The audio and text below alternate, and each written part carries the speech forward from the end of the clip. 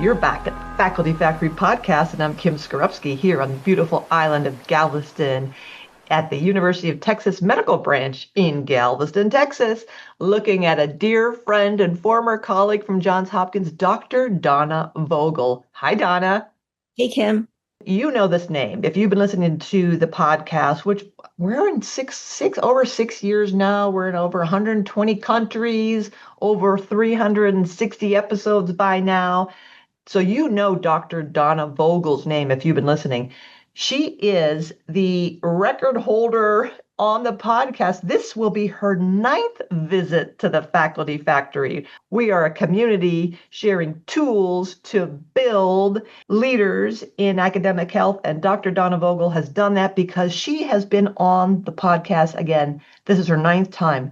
Listen to the topics Dr. Donna Vogel has shared with us. I'm going to go from the very beginning. Applying for funding, how to capitalize and leverage your involvement in professional societies, turbocharging your presentation skills, how to get that paper off the ground, memorable mentoring moments, time management essentials, imposter syndrome, and networking. And today she has a brand new topic to share with us. And let me tell you a little bit more about my friend, Dr. Donna Vogel, MD, PhD. She is, again, a longtime beloved contributor here on the Faculty Factory. She served as director in the Professional Development Office at Johns Hopkins Medicine when I met her.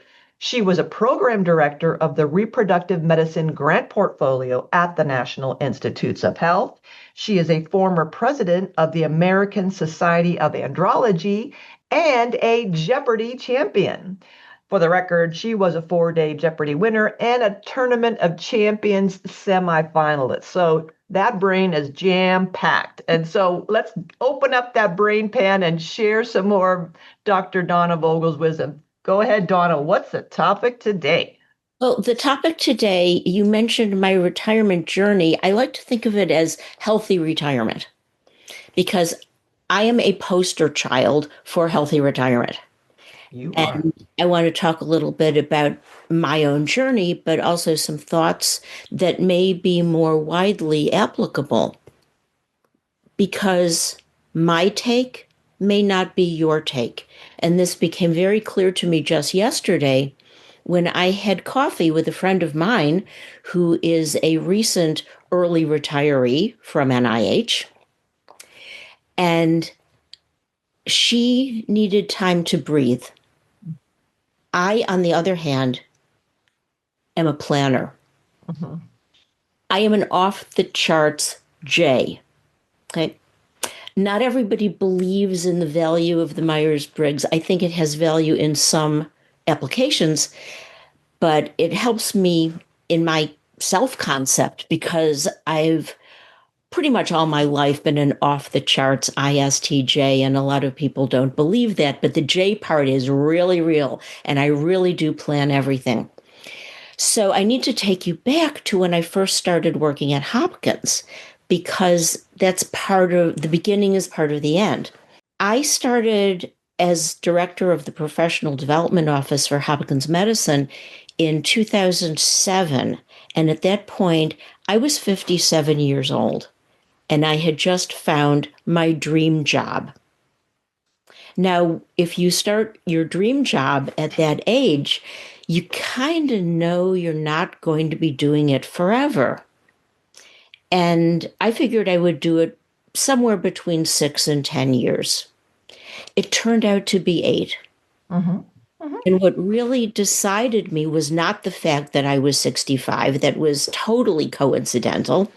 What really decided it for me was that I was commuting from Bethesda, Maryland to Baltimore by train. And my commute involved 2 trains and a shuttle bus each way.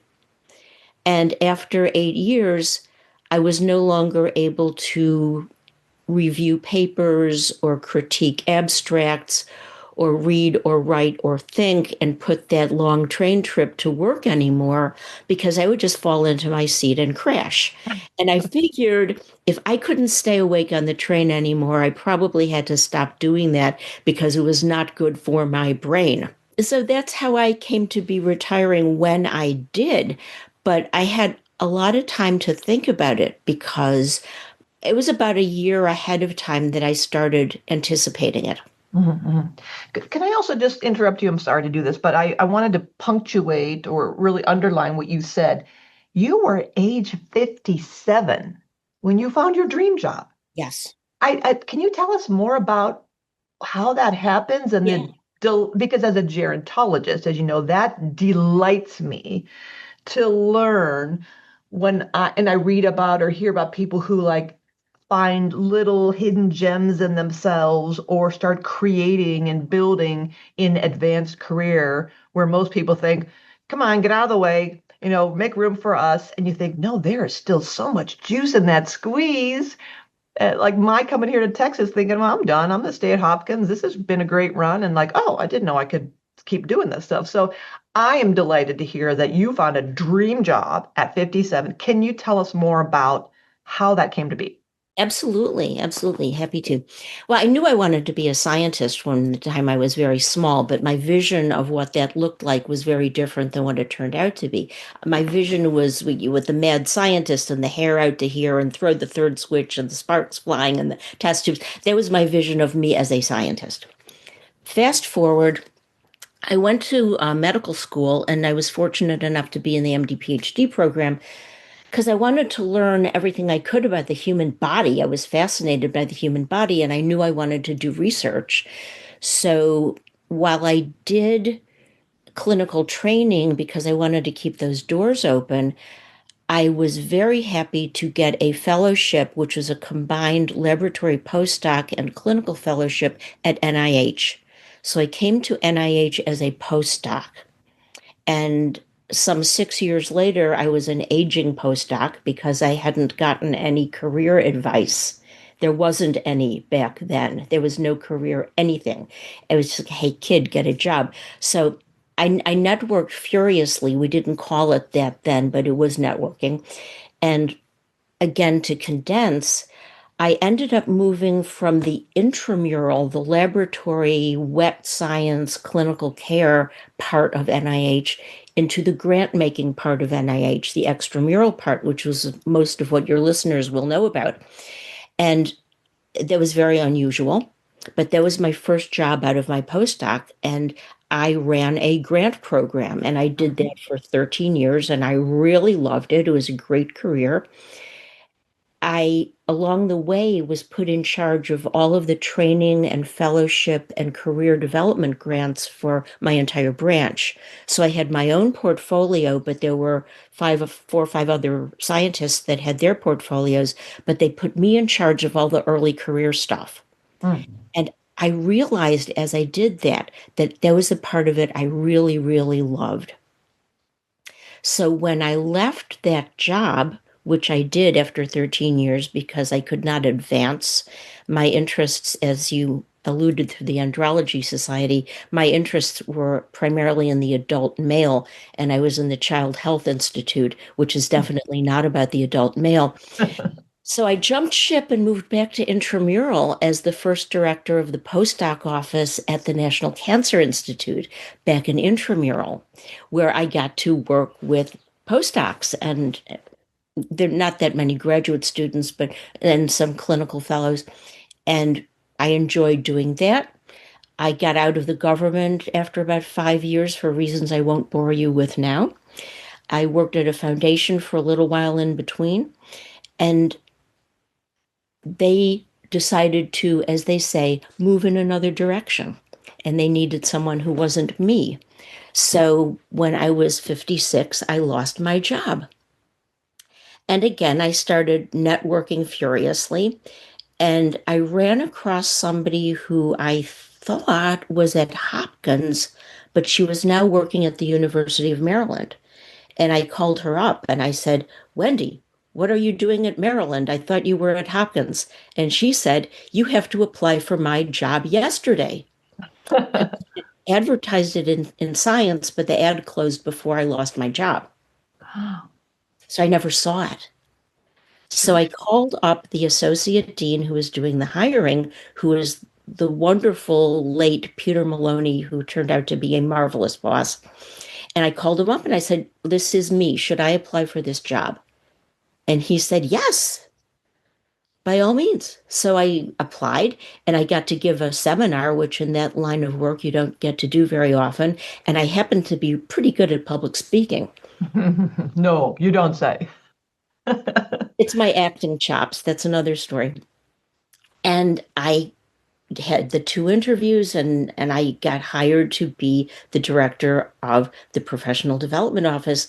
And it was my dream job because I got to work with early career scientists, grad students, postdocs, to some degree junior faculty, and that's how we came to be collaborating, women's health research, launching careers. And I got to do that all day long Mm, instead of as sort of a sideline. And that's why it was my dream job. Thank you for telling that story. But if you had asked me a couple of transitions prior, what would be your top priority for your next job move? I would have said an easy commute because I was walking to NIH. And when I got the foundation job, I was walking into downtown Bethesda, just the Mm. opposite direction. And there I was taking two trains and a bus each way. But I loved the work that much. And I knew I wouldn't be doing it forever. Yeah, trade-offs. Trade-offs. You started this whole conversation saying healthy retirement, and right away, I always imagine you as a great role model for health and the walking. You just have always been an avid walker and walking everywhere. And so the healthy part of it seems to fit perfectly with that transition of walking distance and proximity to where we work and living near where you work. And then making the difficult decision to say, all right, what's the, ROI? What's the return on investment? If I sacrifice this for a moment in time, it'll gain me that. So I think that's a great example, another great example of choices that we make with the evidence, the data that we have at the time. And you just said something else very important, knowing that it's not going to be permanent, that nothing, rarely, little in life is stagnant. Right. Even your priorities change. Yeah. Yeah. Good point. Good point. At this certain stage in someone's career where they're just starting out, uh, proximity may be important because they're going to be in the lab or in the clinic many, many hours. And starting a new family, maybe they want to go to a community or an area of town that has better school systems or that has a more support and resources in the neighborhoods in the community, et cetera, et cetera. So yeah, our values are kind of, I don't want to say our values change, but fundamental values, but prioritizing things can impact our decisions. And that's a good thing to be able to always recognize it. Oh, opportunity, let's reconsider without a flat kind of rejection and maybe exploring a little bit. So I love that story. And that's another good lesson of, I coach a lot of faculty members who I think sometimes, as you point out, maybe a little bit fixed in I've always done, or this is what I've always been told, or my mentors I have, they have, versus, well, what if? Is it possible that could you reimagine that thing that you think, well, I wouldn't want to do that or be that or go there or because this, that, and the other? Well, is another way of seeing that, envisioning that, doing that, and then opening up possibilities. So I love that lesson. Thank you. So what was next? So next, I want to talk about an article that I read maybe 3 weeks ago in the New York Times. And this was an article by Mohana Ravindranath, and it was about how retirement affects your brain. And some of this was expected, some of it I'm not sure if I agree with it. Let me share with you and your listeners some of the points that she made. Okay, great. She talked about the loss of routine, and she went into some research that she cited that indicated that with retirement, there came a decline in both cognition, particularly verbal memory, and mood, and went on to rebut that or counter it by saying that you can have growth rather than decline if you make your plan in advance, make your plan before you need it. And the things that she identified particularly were to find a sense of purpose, for example, through volunteering, to find and or keep social connections, which is very important. And I like this one, try new things. And it didn't have to be a hobby. It could be something creative like art or music. It could be trying new recipes, or it could be switching up your fitness routine, but try something new. Don't keep doing the same things. Can I And stop? Can I stop you there, Donna? And I want to get your brain insight into this because you know Cindy Rand and Jennifer Haythorne Thwaite and I, we build the Next Chapter program at Hopkins, a three-part series for advanced career faculty members trying to identify what after full-time employment, what is my identity? Who am I? How do I introduce myself at parties if I don't say I'm a neurosurgeon or I'm a professor or I'm an investigator? Who am I? My identity. What is my purpose and my meaning? What gets me out of bed in the morning? And where are my people? Who is my community? Where do I find my people? mm, So when you say she pointed out in the article, and we'll link it to into your episode, you'll share it with me. mhm. Trying new things. What is when all of our careers, many of us have gotten into routines and yeah, and new things, kind of a little bit staying inside of a box, trying to be innovative, trying to be creative.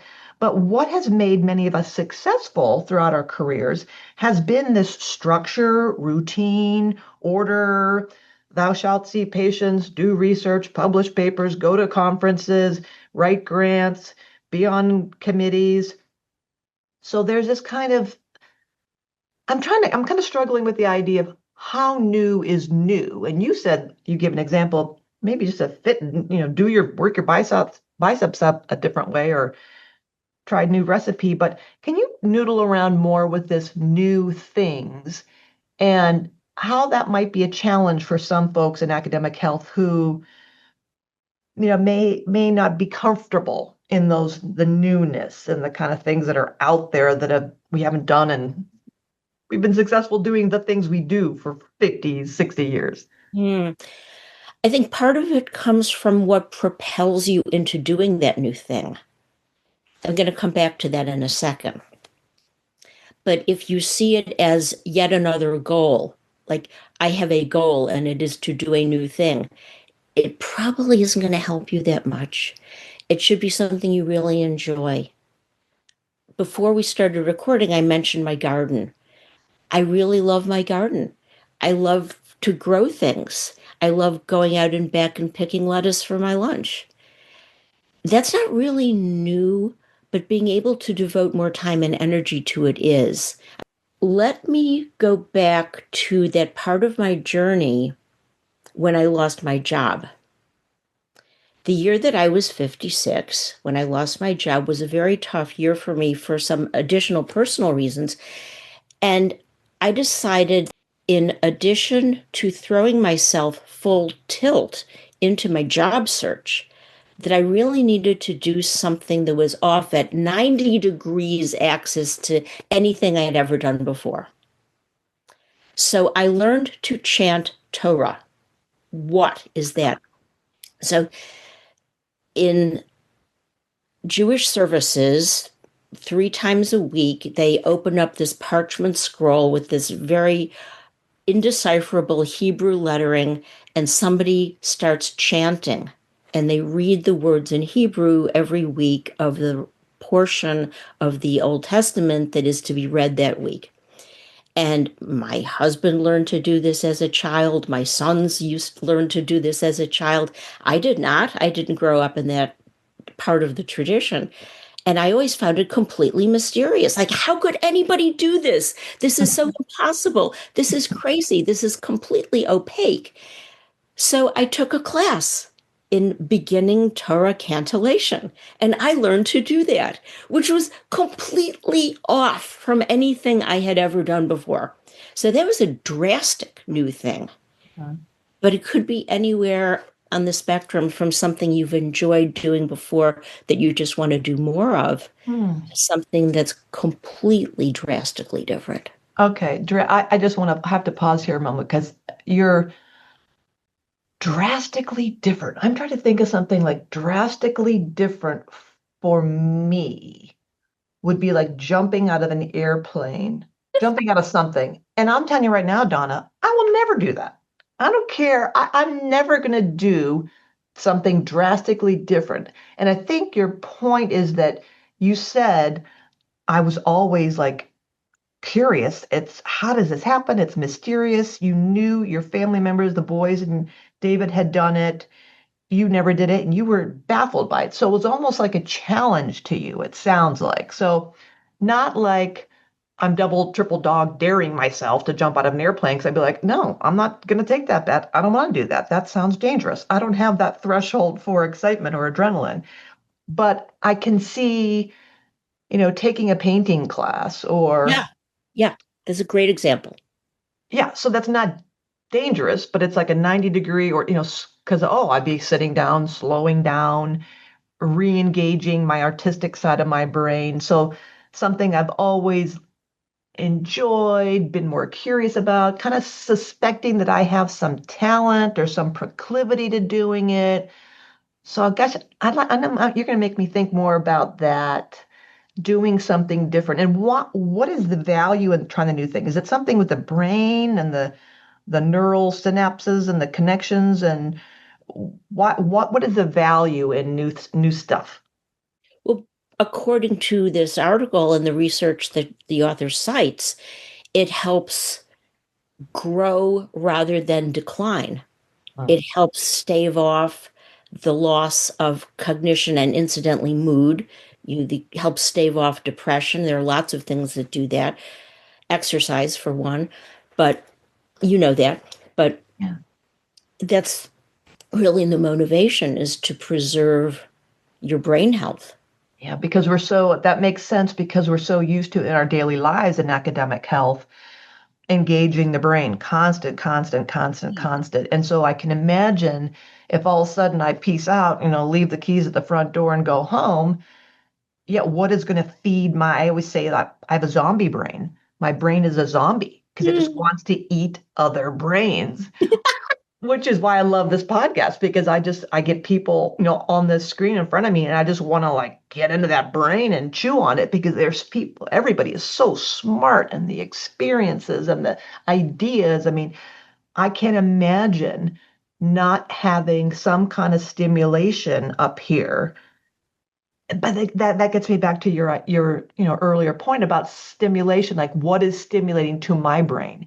Mhm. It's not going to be doing things that are so drastic that would, horrify me or be fearful to me, rather finding the part of my brain that is drastic or different enough, but also I'm curious about that my brain craves certain kinds of change. Yeah? Does that make But any the sense? example I gave you probably wasn't the best one because that was not retirement. That was, I lost my job. I have to keep myself mentally alive with something while I find my next job at the age of 57. So, probably better examples would be the things that I'm doing now, which we didn't talk about yet. I may as well throw that in at this point, but I am going to wrap up with some generalizations about it. The things that I'm doing now, I could show you my whiteboard, but you know most of these things are things that, Footnote, Hi Jay has a whiteboard. Go figure. Hi Jay's judging on the Myers-Briggs has a whiteboard. Yes, because we love our lists and our whiteboards. Go oh, ahead. Sorry. we do, we do. I've told you I'm one of those Jays that loves to make to-do lists, including things I've already done, because it Yes. gives me such pleasure to cross them off. Same, soul sister. Yeah, Preach. retired Jay has a whiteboard. The things that I fill my days with now, and my days are pretty full, are the things that I enjoyed in lesser doses or had to put aside when I was working full time and or when I was a working mother. So I love acting. There's not a lot of juicy roles for my demographic. So where do I perform? I I narrate audiobooks. I record textbooks for an organization called Learning Ally. Free plug here. They have a system of audiobooks and learning programs that they mostly deploy in schools. They work with some individuals, but mostly school systems. And they have literature, they have textbooks, all kinds of stuff. And I record science and health related textbooks, which they love because I can pronounce all the words. And I love because I get to perform, and it's very satisfying because then you hear about how the students are able to progress in their education through the use of these audiobooks. And these are vision and learning disabled students, and it's huge. It's lots and lots of people.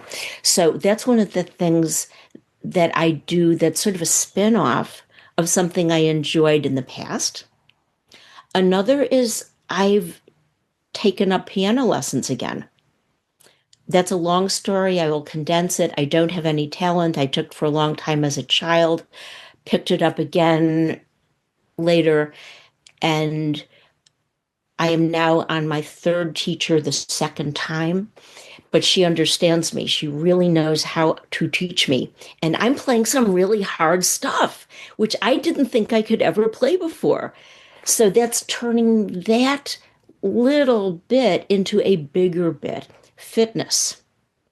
You did not know me when I was 50, but when I was 50, I was a size 20 and walking with a cane. I am now a size 12. I am a happy size 12 and very fit for my age because I got on top of it at one point when I had terrible arthritis and I didn't want to go through surgery and rehab in that kind of condition. So I got on top of my health. I have a pre-COVID Peloton. I'm on it 6 days a week. Oh my God. So fitness and weightlifting, every woman should lift weights.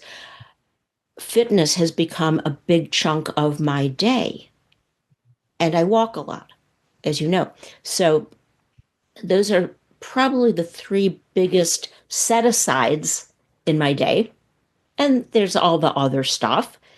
But I record, I play the piano, I get on the bike, I lift the weights, do all that. So things that were small parts or things that had been set aside become bigger parts when you have Revisit them. time and energy to devote to them.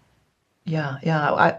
I'm reflecting back on the next chapter series back at Hopkins with Cindy Rand and Jennifer Haythornthwaite, and that's a piece of advice that some of our participants have shared with each other is when you're like, well, what do I do? How do I fill my days? Yeah, I can volunteer everywhere and get engaged in my community, and what will bring me joy? And I remember asking that question, what did you do as a child that you really enjoyed? And this Yes. one guy, his professor, his eyes almost kind of glazed over, and he was like looking up in the corner of the room. And I didn't know if he was like rolling his eyes and like, oh, here we go. A lot of woo-woo stuff here. And then he had a big smile on his face. And I said, what are you thinking about? What are you remembering? He's like, I remember riding my bike. And I remember we'd just be riding it all day long with my buddies. And we would go out in the morning and come back at night when the street lights came on.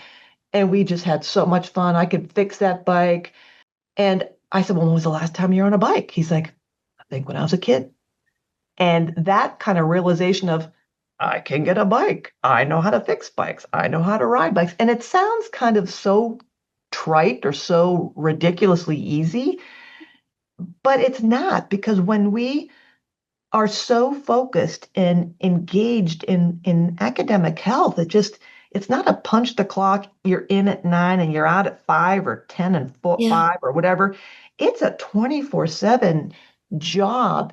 and even though we know there are things we love or we're good at, or these avocations we used to have, so few of us can dedicate the time to go to those places. And I'm really have always envied the people who have been able to play their musical instruments, create art, go in nature, and really find that integration of work and life. But for many people, it's so difficult to do that. So that's what I think is so exciting about thinking after we're done working full time, you can go back to those things. Oh my gosh, I can now sit at the piano and I can drag my stuff out. I've lugged my sheet music and my piano books with me my whole life, and they're in boxes. And I would think, oh, someday I'm going to get those back out again. So that is kind of just an easy way. Yeah, try stuff,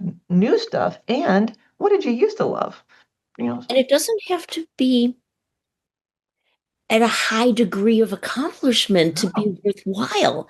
Because if you're doing it for your own good, for your own health and your own self-worth, I can't play up to speed. I can't memorize, but I've learned enough technique that I move my fingers and Beethoven comes out. That's amazing. Yeah, So, yeah.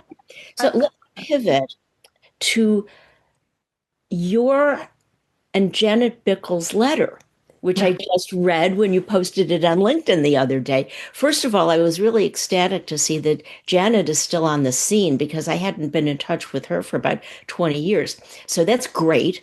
And I immediately looked her up and sent her a connect request. oh, But anyway, I saw that and I said, yes, which I'm not going to, you should be the one to talk about your work. But the whole idea was that institutions should not just have a launch pad, they should have a landing pad for that faculty transition at the late stage of the career, that you don't just step off the train and that's the end of it. And when I read that, I said, yeah, what about the Johns Hopkins Academy? right. Because I had looked at that. When I retired from my full time job in 2015, I was made aware of this entity at Hopkins Medicine called the Academy. Academy at Johns Hopkins East Baltimore campus. And it's an organization for retired faculty who want to continue doing some research, teaching, service, what have you. And I looked at it and it didn't really work for me because they had a couple of requirements I could not meet, like a certain number of hours that you commit, and you had to live in Baltimore 6 months of the year, which I don't. I live in Bethesda. I live in Bethany Beach 1 month of the year, but that's another story. And I looked it up again to see if they were still doing what they're doing. And it turns out they now have a new category, which is the affiliate member, which would be perfect for me. Mhm. So I'm going to take a look at that. But it's that kind of organization that you're talking about. Yeah. So I was really surprised that that seems to be lacking elsewhere because it seems Yeah. to me like a no-brainer. So you're talking, thank you so much for mentioning that. I hate to say that I kind of forgot about that, but yeah, that just dropped. And I'll link that. Thank you for mentioning that. I'll link that in your episode. Yeah, you're talking about building community. So we talked about that three-part series: identity, purpose and meaning, and community. So that is what's so vital about, and it's not just this beneficent gesture on behalf of institutions that say, oh, won't this be nice for all these former has-beens? No, Oh, these academies, these um, physical places and spaces are opportunities to continue to contribute to the missions right. of the institution and bridging into the community. And there's so much Mhm. rich wisdom and experience that faculty members I don't want to be on my feet doing surgeries 18 hours a day. And I can still talk to new surgeons. I can still help review papers. I can still review grants. I can still Yeah, give mentoring and career advice and promotion advice and yes. entrepreneurial advice. all that connectedness, that that is so valuable, incredibly valuable. This brain trust that you don't want to just leave. So it is such a win-win, and I would love to see every institution make some effort to find ways to build community in advanced career and retirees. Just makes so Mm, much sense for yeah. everybody. The whole from beginning of career to end. So, without having heard about that triad that you just described, because that program wasn't around when I was at Hopkins, um, I formulated it in a parallel way, slightly different, but pretty much in a parallel way. So, let me pull this together by giving you my four pillars. Please. Number one, and probably the most straightforward one, is financial. And that is kind of like writing the methods section of your paper. Why do I say that? Because while it does require some decision making, it doesn't require the kind of deep wrenching decision making that some of the other things. It follows logic. There are data you gather, and then you make decisions about your financial planning in retirement. So it's things like your savings and your investments and long-term care insurance and your estate planning and things of that nature. I love the way your brain works. Such a scientist. Methods. How did you do what you're going to do, or how are you Ah, going to do it? So, how finances are how you're going to get the things done. So, yeah. perfect corollary. Then the second one is your health, your general fitness, but the specifics, the pieces of it, everybody should pay some attention to: cardiovascular, strength, bone health. Getting on the Peloton doesn't do anything for my bones. That's why I do all the walking, because you need weight bearing exercise to maintain your bone health. Your mental health. We think a lot about preventive care in somatic health, but we don't think a lot about preventive care in mental health. I am an advocate for that. Depression runs in my family. I don't have depression, but I have my antennae up, and I'm alert to things that could provoke that. So, Mm. your mental health care and your preventive mental health care. Any familial diseases, things that run in your family that you might want to be aware of that would influence the kind of monitoring or the kind of screening that you undergo for your physical or mental health. Number three, I wrestled with what to call this, and I ended up calling it things you do for yourself. And that would be maintaining, growing your friendships, relationships with your family. I remember at the beginning of COVID, I called up all of my first cousins who I hadn't talked to in eons. Oh, That kind, and I'm a raging introvert, but yeah. I thought that was a good thing to do for everybody. So that kind of thing. Faith doesn't apply to everybody. But if you're part of a faith community, if you are motivated in any way by participating in the rituals or the beliefs of your system, that can be a very strong one. Are you an animal person? Do you have a dog? Do you have a cat? Yeah, what have you? I'm not anymore. I used to have pets. Many years ago, our two cats outlived their usefulness as pets. And when they eventually died, well up into their 20s, I said, no more fuzzy mammals in my house. Just the human kind. The human There are naked cats. There are those kinds. right, nude mice. Um, anyway, so are you an animal person? You might want an animal in your life. I see so many people out walking dogs now since the pandemic every morning. And the activities, and we talked about that a little before, but the activities that you devote part of your day to could be new or they could be renewed.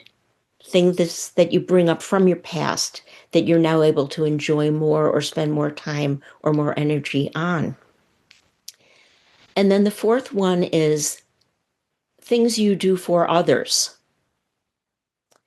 And that gets to the part that relates to your letter and to the academy and things like it, some questions to ask yourself about your professional or quasi-professional sphere. Will you stay involved? The answer could be no. But if the answer is yes, to what degree do you want to? Because you're in control of that now. Will you remain in the same field or do something different? My sister made any number of real career changes, and she started out as a speech therapist and ended up selling real estate. Whatever, will you do it for pay, or will you volunteer, or as I do, a combination of both? Oh, yeah. I still teach workshops and give people advice and get paid for it. Why? Well, really, it helps me think of it as, yes, I'm still a professional. I'm still in the game. It also allows me to write off my conference travel. Ah, smart. Because I have professional income, so I have professional expenses and balances out. But I also do a lot of volunteering. In addition to the Learning Ally, the narrating textbooks, I also do a lot of stuff at my synagogue, and I do a lot of stuff with my college. I wear any number of hats for Bryn Mawr College. I am class president, and I'm a reunion manager, and I used to be the career development rep for the local club, and things like that. So there are all kinds of different ways you can volunteer that allow you to deploy your strengths and your expertise in ways that are meaningful to you, that you are in charge of. So those are my 4 pillars: financial, health, things you do for yourself, things you do for others. Oh, this has been wonderful conversation. Dr. Donna Vogel, thank you. The 9th time I challenge anybody out there to beat Dr. Vogel's record here on the Faculty Factory podcast. You can see why she's a dear friend and colleague and has that big, beautiful brain. Thank you so much for sharing that with us today, Donna. I'll leave some parting thoughts to you.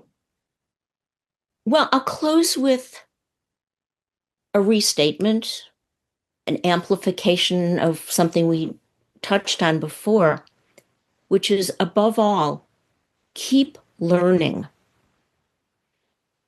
That has extensive overlap with some of the 4 pillars, because it could be in a professional activity, it could be in a job change, it could be in a new direction, it could be something creative or artistic. But whatever it is, it ties them all together. So never stop learning. Thanks for tuning in to the Faculty Factory podcast. We are a faculty development community sharing tools to build academic leaders in healthcare. Maybe you want to be interviewed on the podcast? Please visit facultyfactory.org/contact and send me a message there.